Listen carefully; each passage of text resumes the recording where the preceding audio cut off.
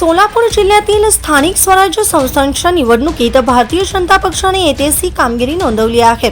त्या कामगिरीबद्दल जनतेविषयी कृतज्ञता व्यक्त करण्यासाठी आणि लोकप्रतिनिधींचा सत्कार करण्यासाठी मुख्यमंत्री देवेंद्र फडणवीस सोलापुरात आले होते। मात्र भाजपच्या नवनिर्वाचित लोकप्रतिनिधींच्या सत्कार सोहळ्याच्या कार्यक्रमास पक्षाचे विधान परिषदेतील आमदार रणजितसिंह मोहिते पाटील यांची अनुपस्थिती दिसून आली।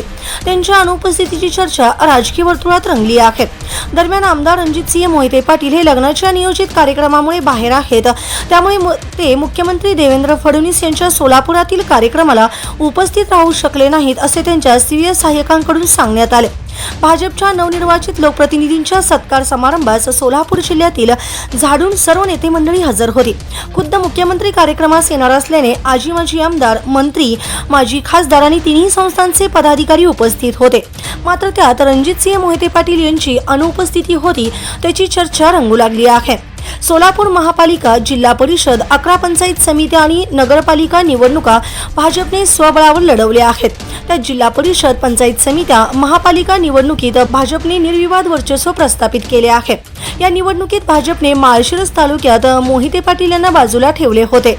अकलूज नगरपालिका, त्यानंतर जिल्हा परिषद, पंचायत समितीच्या निवडणुका भाजपने पालकमंत्री जयकुमार गोरे यांच्या मार्गदर्शनाखाली माजी आमदार राम सातपुते यांच्या नेतृत्वाखाली प्रथमच स्वबळावर लढवल्या। गोरे यांच्या भक्कम पाठबळामुळे सातपुते यांनी भाजपला बऱ्यापैकी यशही मिळवून दिलं। या निवडणुकांमध्ये भाजपने मोहिते पाटील यांना दूर ठेवले होते, त्यामुळे भाजपचे विधान परिषद सदस्य असलेले रणजितसिंह हे मुख्यमंत्री फडणवीस यांच्या कार्यक्रमाला येतील की नाही याची चर्चा होती। रणजितसिंह मोहिते पाटील यांची विधान परिषद आमदारकीची मुदत येत्या 12 मे रोजी संपणार आहे। नव्याने पुन्हा संधी मिळावी यासाठी त्यांचे जोरदार प्रयत्न सुरू आहेत। त्यासाठी माजी उपमुख्यमंत्री विजयसिंह मोहिते पाटील यांचा मुंबई दौराही झाला। मात्र मोहिते पाटील यांच्या पदरात आश्वासनाचा शब्द पडला नसल्याचे सांगण्यात येत आहे।